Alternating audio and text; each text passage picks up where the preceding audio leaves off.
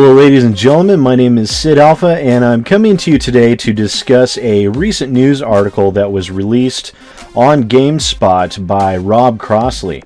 In this article he interviewed Pete Moore with EA Games in relation to quite a few different things, but most specifically the reason why I decided to do this piece was to point out the fact that EA has decided to put no single-player campaign in the new Star Wars Battlefront game, and also to point out several direct inconsistencies in this video and what I consider to be bad journalism.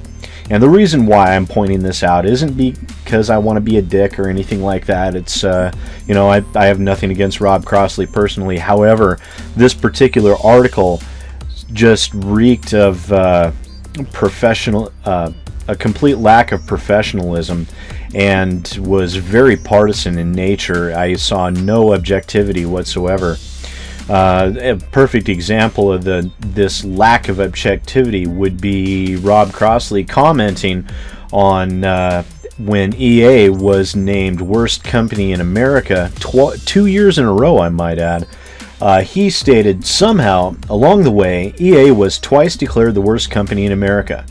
A fine example of how short-sighted internet survey respondents can be, granted, but a bruising assessment of EA's public image nonetheless. Now, things like this are all over in this review and just speak to the fact that there is absolutely no objectivity in this interview whatsoever, and this is not an article that one should be able to trust in any way. Another statement is, what's so surprising about this long-in-the-tooth publisher is that it still strikes me as a forward-thinking company. Which basically tells us quite a bit that he's basically there to softball questions to Pete Moore in order to just allow Pete Moore a chance to respond to these very, very basic questions without really going in depth or projecting any form of objectivity in journalism whatsoever. Now, another thing that is stated in this article is EA's DLC practices in the past and currently. EA's DLC practices, they kind of glance over and skip over this as quickly as they can, but they actually posted a sidebar comment that from Pete Moore that states, a lot of resistance to DLC comes from the erroneous belief that somehow companies will ship a game incomplete and then try to sell you stuff they have already made and held back. Nonsense. Really? Nonsense. How many games have been released by EA in the past 2 years that have had day one DLC? That right there is shipping an incomplete game and then trying to sell them something that was already made and held back. Right there, complete bullshit, and Mr. Crossley never once called him out on any of it. Naturally. Like I said, this was a very partisan interview and contained no objectivity whatsoever. What they had to say with the decision with Battlefront directly was Rob Crossley actually stated, I totally understand that you have to think ahead when planning games. I was more thinking about Battlefront with more crude algebra in that AAA games with single player traditionally sell better than those with multiplayer. With which Pete Moore responded, so there's two phenomena with that statement. The first is that yes, you might be right. The second is that very few people actually play the single player on these kinds of games. That's what the data points to.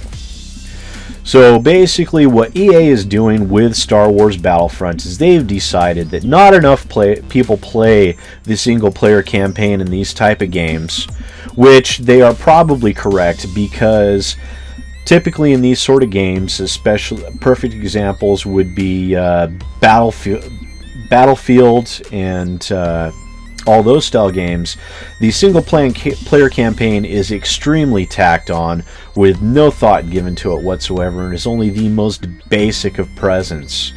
Titanfall would be another extremely good example of that, where the single player campaign was simply horrendous. As such, is it any wonder that nobody would play a campaign like that? No. If the campaign is crap, people aren't going to play it.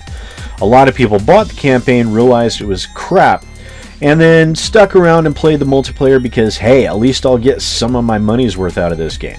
Well, EA has taken it to the ultimate corporate extreme and has decided to not even deal with creating a single-player campaign because nobody plays the bullshit single-player campaign that they probably would have given us anyways.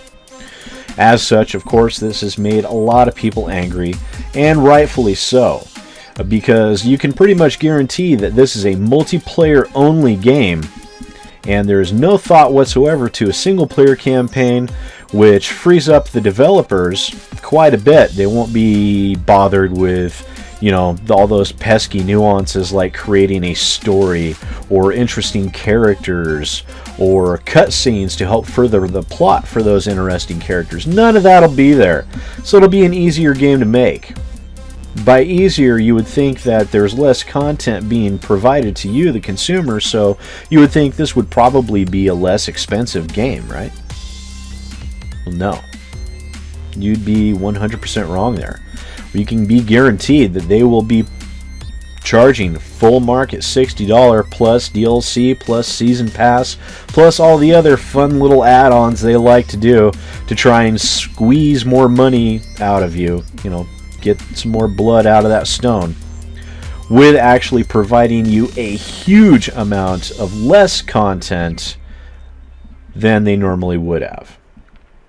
So I think this is a horrible decision, a horrendous business practice, and hopefully this is not something that will be allowed to continue in other games. I was one of those people that was extremely interested in purchasing Star Wars Battlefront, and now because of this decision, I will not be purchasing it, I will not be playing it, I won't be reviewing it, because there's no point to, there's nothing to review. Is the multiplayer good? Yes. Okay, that's all you got. There's not much else there. Actually, quite literally, there's nothing else there. They're basically stripping Battlefront down to the bare bones, which they will be able to get away with, and charge you full price, and a lot of you will pay for it anyways because it's a Star Wars Battlefront game, and a lot of us have been missing those games for a very long time. So unfortunately, the way the market goes, this will probably be a trend which we can expect to see more games doing further down the road, delivering less content for the same amount of money. So, in my job, in my role as attempting to protect you and me, the consumers, I would ask you to please take a very, very close, careful look at your decision-making process before you go out and purchase Battlefront. Because if something like this is deemed a success, you can bet your ass it's going to happen with other games down the road. So that being said, my name is SidAlpha, and I'll see you next time.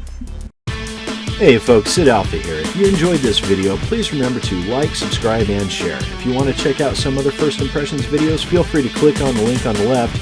If you're interested in staying more up to date with what's happening in the PC gaming community, feel free to click on the link to your right. The subscribe button is down at the bottom. Please show your support and punch that evil thing as hard as you can. And thanks for watching. I appreciate it.